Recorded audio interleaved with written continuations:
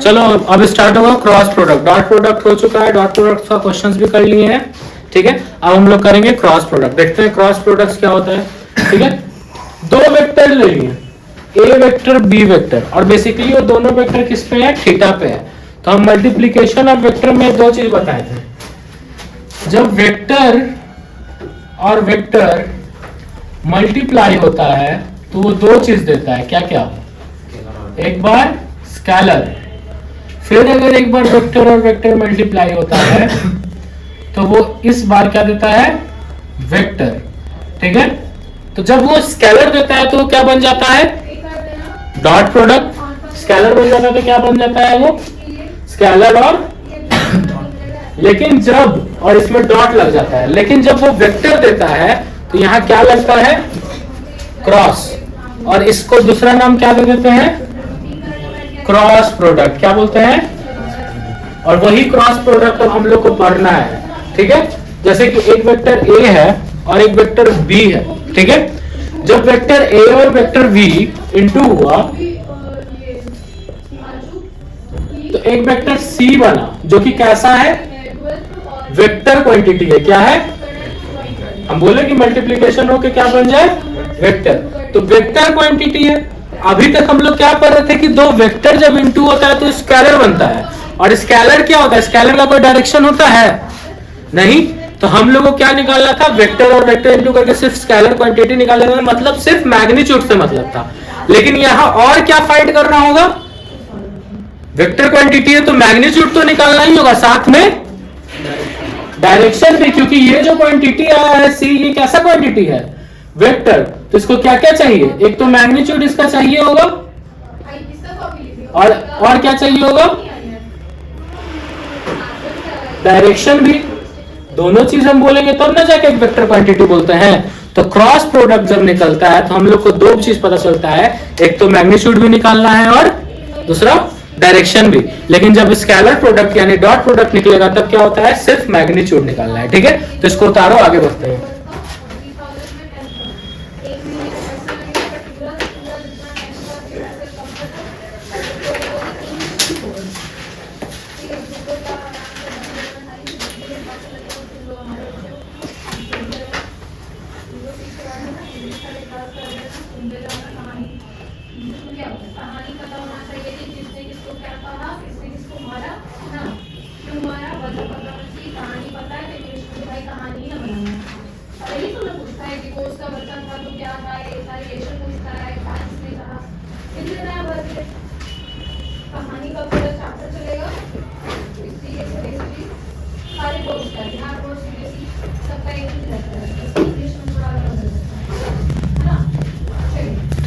आगे बढ़ते हैं, हेलो काट लो जल्दी से। चलो हम क्या बोले, जब एक वेक्टर और वेक्टर मल्टीप्लाई होता है तो वेक्टर बनता है। तो जैसे A dot B, A B cos theta हो रहा था, यहाँ ए क्रॉस बी क्या हो जाएगा, ए बी साइन थीटा। और ये ए बी साइन थीटा क्या है, बेसिकली अभी मैग्नीट्यूड। बट हम क्या बोले, सिर्फ मैग्नीट्यूड नहीं चाहिए, साथ में और क्या चाहिए था, डायरेक्शन।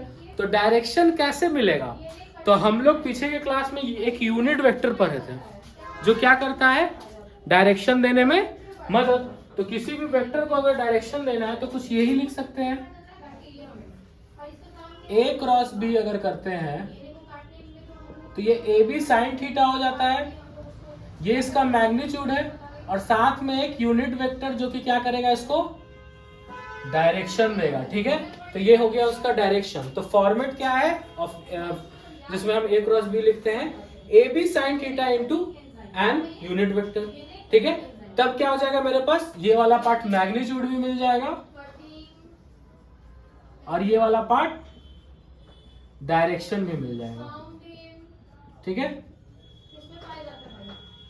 तब ये डायरेक्शन है, तो ये डायरेक्शन कैसे पता चलेगा, डायरेक्शन फाइंड करना पड़ेगा ना। जैसे मैग्नीट्यूड है कि वो इनटू की निकाल लिए, तो डायरेक्शन कैसे निकालेंगे, डायरेक्शन फाइंड करना पड़ेगा। तो डायरेक्शन फाइंड करने के लिए दो लॉ दिया गया है।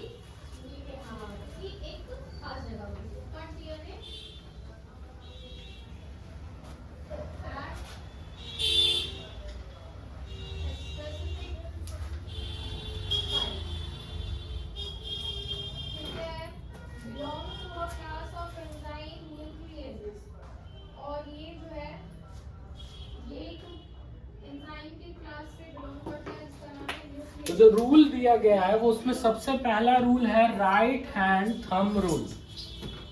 क्या है? Right hand thumb rule. Thumb rule, ठीक है। अब ये राइट हैंड थंब रूल क्या है ये समझते हैं। इसी रूल से क्या मिलेगा हमको? डायरेक्शन मिलेगा। और एक और रूल है जिसका नाम है स्क्रू रूल, वो भी बताएगा डायरेक्शन। तो पहले समझते हैं राइट हैंड थंब रूल, ठीक है। तो मान लो ये एक वेक्टर है बी, ये वेक्टर है ए। हम बोले ए क्रॉस बी करिए। क्या कीजिए? A cross B. तो हम लोग को मैग्नीट्यूड क्या देगा? A B sine theta. But direction जो है वो कौन बताएगा? तो राइट हैंड थंब रूल बोलता है कि जिस तरफ से हम जिस तरफ जा रहे हैं, तो कहां से कहां जा रहे हैं? ए से बी जा रहे हैं। ए क्रॉस बी हो रहा है तो उधर अपना राइट हैंड का पाम रखिए, ठीक है। और जहां से जहां जा रहे थे, ए से बी जा रहे हैं, तो ए से बी इसको मोड़िए। क्या कीजिए? इस पूरे ये ऐसे रखिए और इस पूरे पाम को मोड़िए, ठीक है। जैसे ही इस पूरे हाथ ये पूरा चारों उंगली को मोड़ते हैं तो जिधर हमारा थंब इशारा करे वही क्या है? डायरेक्शन। इस पूरे को जैसे अब बी क्रॉस ए था तो हम क्या करते? ऐसे करते। मान लो ए क्रॉस बी था तो कैसे कर रहे थे? इस पे रखे हाथ और ऐसे पूरा बंद किए तो ये किधर इशारा किया? ठीक है। उसी तरह ए क्रॉस बी रहता, ऐसे हाथ रहते बंद करते तो ये किधर इशारा करता? नीचे।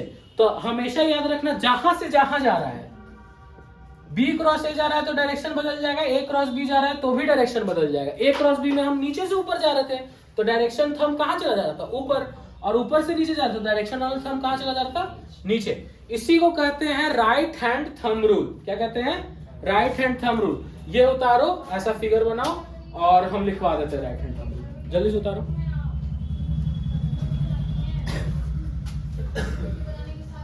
नहीं आ रहा क्या? अब देखिए ये जो एंजाइम्स होते हैं ना, न्यूक्लियेसेस एंजाइम, ये दो तरीके के होते हैं। It is of two types. कौन-कौन से? एक है एक्सोन्यूक्लियस, थोड़ा सा फिगर को छोटा दूसरा होता है एंडोन्यूक्लियस।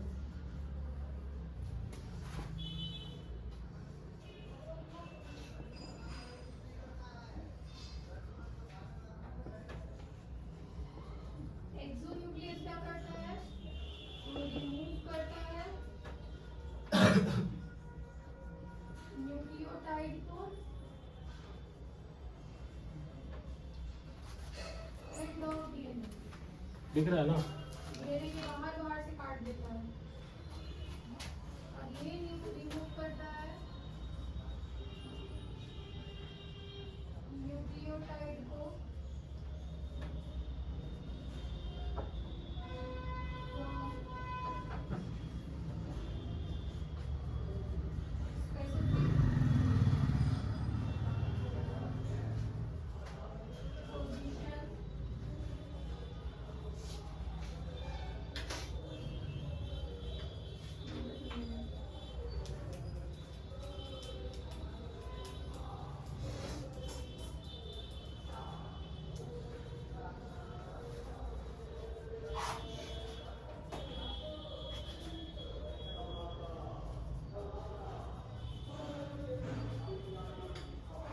क्या बोले? Join two vector from tail to tail. कभी भी दो वेक्टर को कैसे ज्वाइन करेंगे? टेल टू टेल ज्वाइन करेंगे। वहां भी डॉट प्रोडक्ट में यही कर रहे थे, यहाँ भी यही कर रहे थे। फिर क्या करेंगे? अपने राइट हैंड को ज्वाइनिंग पॉइंट पे रखेंगे और उसके बाद क्या करेंगे? अपना पूरा फिंगर को कर्ल करेंगे। कर्ल करेंगे तो जिधर थंब इशारा कर रहा होगा वही मेरा क्या होगा? डायरेक्शन होगा। ये पूरा बात यहाँ लिख दीजिए, फिगर बना लो। समझ गया? डायरेक्शन उतार ये समझते हैं। ये भी बेसिकली उसी के तरह होता है।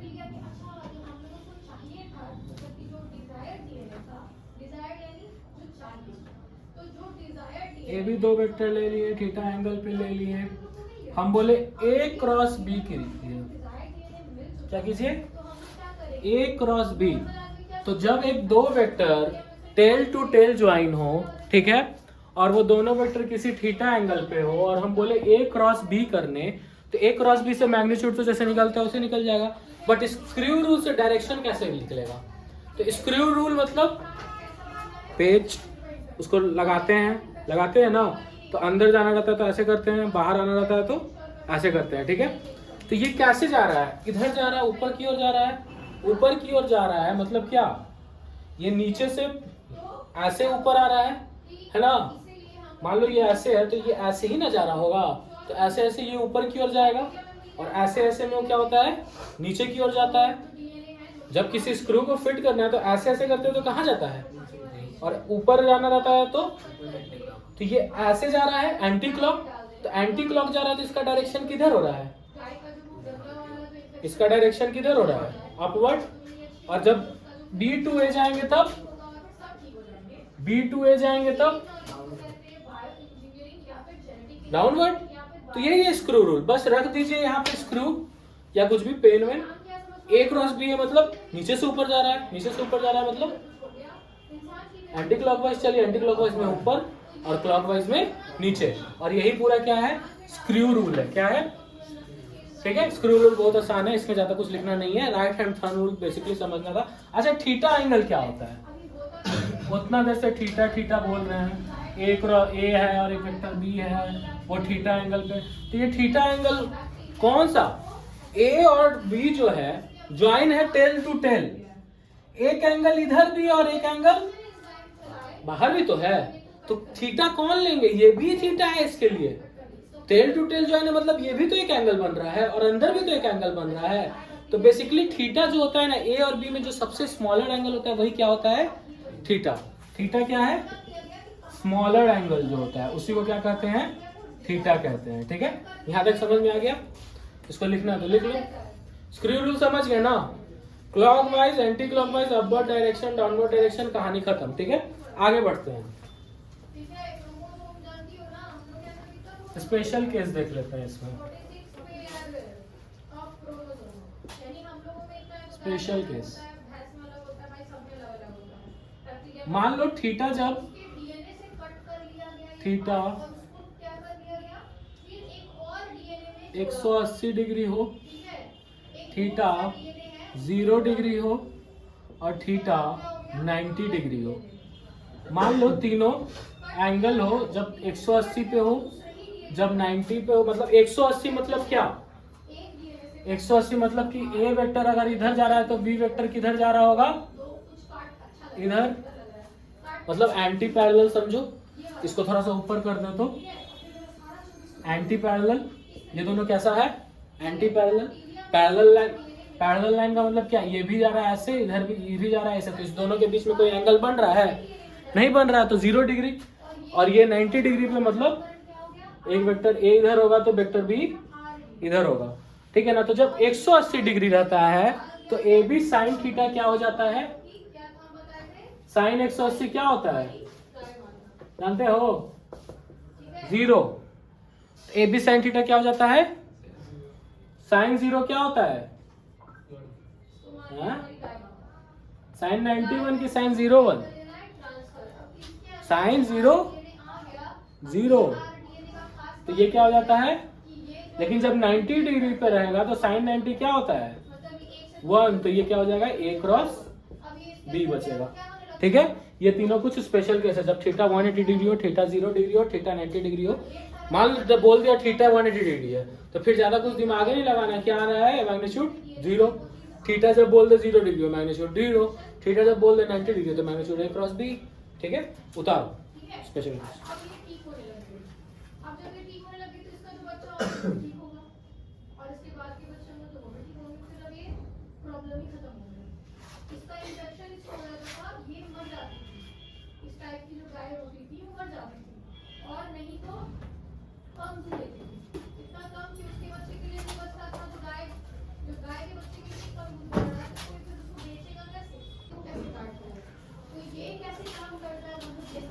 आप समझते हैं orthogonal product of unit vector, orthogonal product of dot product, dot ये यूनिट वेक्टर लिख रहे हैं, हाँ यूनिट वेक्टर डॉट प्रोडक्ट में समझे थे, क्या समझे थे वहाँ, वो बहुत इजी था। आई क्रॉस आई क्या हो जाता था 1, जे क्रॉस जे क्या हो जाता था 1, के क्रॉस के क्या हो जाता था 1।